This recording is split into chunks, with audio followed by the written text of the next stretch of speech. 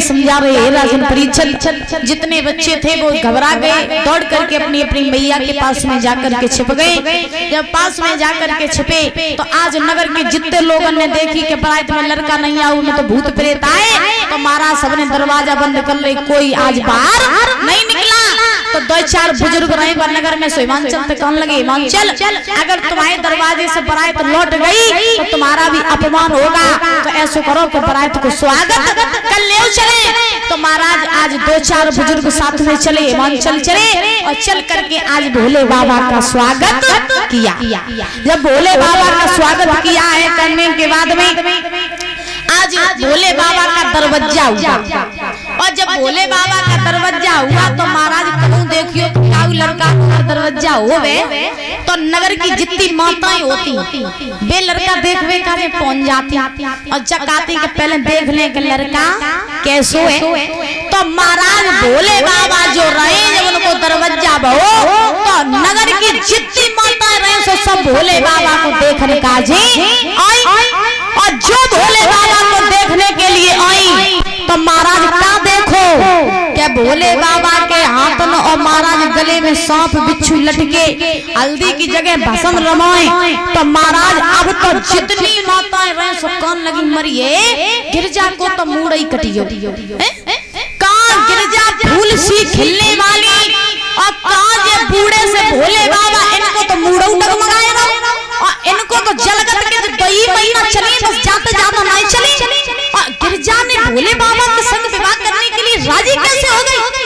एक स्त्री दौड़ करके गई मैना के पास में, और मैना के पास में जाकर के जवाब दिया, मैया ये तो जानते थे कि तेरी बिटिया नादान है, और नादानी में आकर के उसने भोले बाबा को वर के रूप में स्वीकार कर लिया, लेकिन मैया तुझे दिखाई नहीं दिया, कहाँ गिरजा और कहाँ जा भोले बाबा, इनकी शादी नहीं हो पाएगी। स्त्री बोली तेरी बिटिया है नादान मैया और बड़ा ना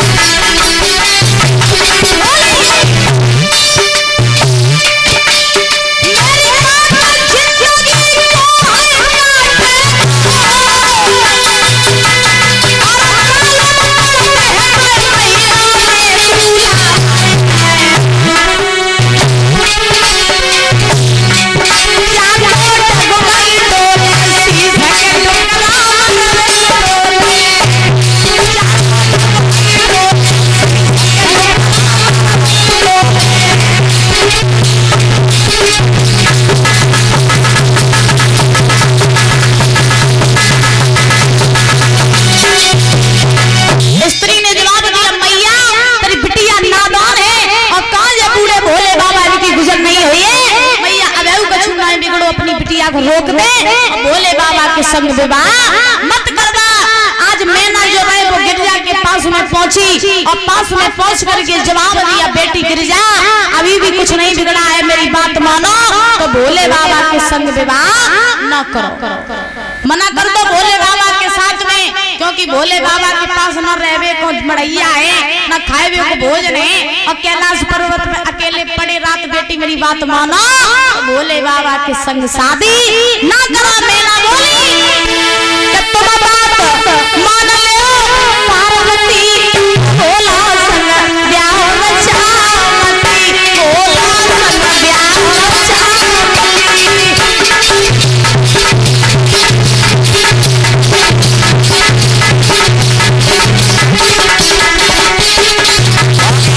मेरी बात मानो, वो तो भागत पूरा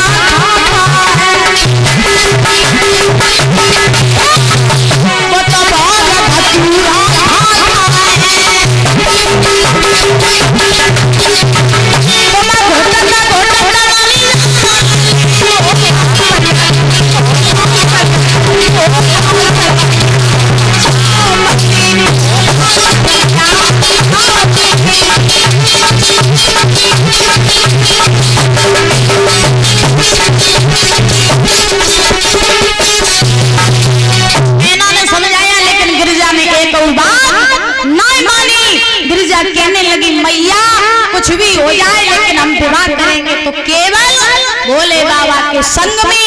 आज जब गिरजा नहीं मानी तो महाराज आज जयमाला पड़ी है मैया पार्वती की भोले बाबा के संग में। जब जयमाला पड़ी है तो महाराज परवे के बाद में परीक्षित महाराज अब आओ भोजन को समय।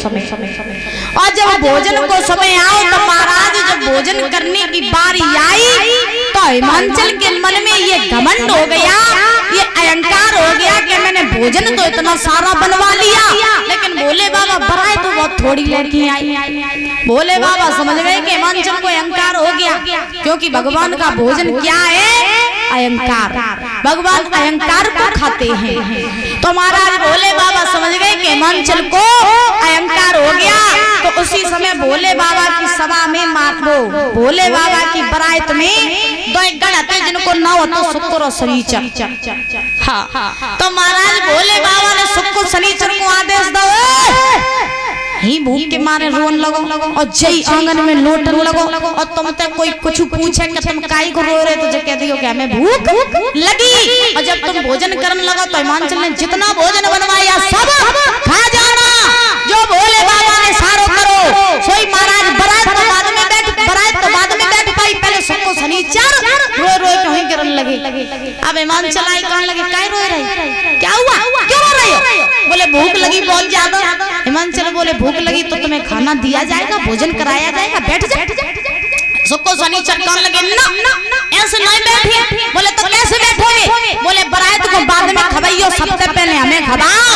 अगर तुमने पहले हमें न खवाओ तो हम ही लौटने लगे, लेकिन हम कब संगे भोजन नहीं करें, पहले हम अकेले भोजन करवाओ।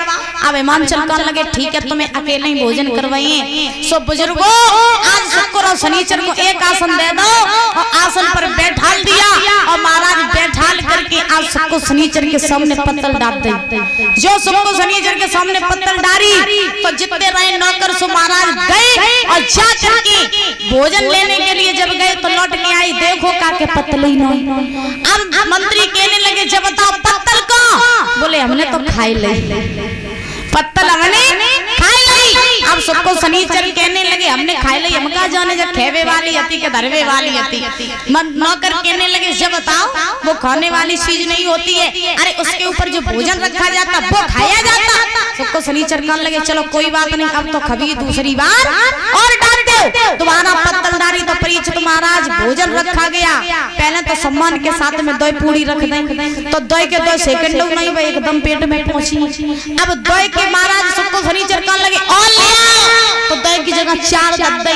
अब सबको शनिचर खाते जा रहे, डलिया पे डलियां आती जा रही, सबको शनिचर कहा और ले आओ। अब हिमांचल कहने लगे हमें जब लगा क्या भोले बाबा की बरात में जो पता नहीं कब के भूखे इन्हें कैलाश पर्वत पे हमें लगा भोजन नहीं मिलो, ताई सोचे सब तुम्हारे ही चले आए और तो सब खाई जा, फिर बरात का खाए।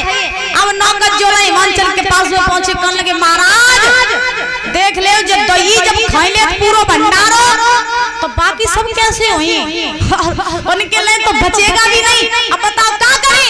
हिमांचल समझ गए कि मेरे अंदर अहंकार हो गया था, इसीलिए भोले बाबा की ये लीला है। तो हिमांचल आज दौड़ के पास में गए और जा करके महाराज चरणों में गिर पड़े, जवाब दिया प्रभु हमें क्षमा कर दीजिए, हम समझ गए कि आपकी ये लीला है, हमें अहंकार हो गया था, आपने हमें मेरे अहंकार को दूर कर दिया। अब आप कृपया कर इन दोनों को रोक दीजिए, क्योंकि बरात तो अभी और भी है भोजन करने के लिए। उसी समय भोले बाबा ने तुलसी का पत्ता लिया, शुक्र शनिचर को दिया।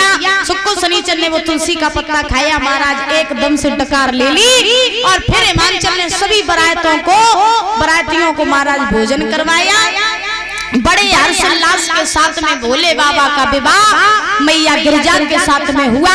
होने के बाद में आज भोले बाबा मैया गिरजा को लेकर के महाराज कैलाश पर्वत पर आए, आकर के अपना जीवन व्यतीत करने लगे।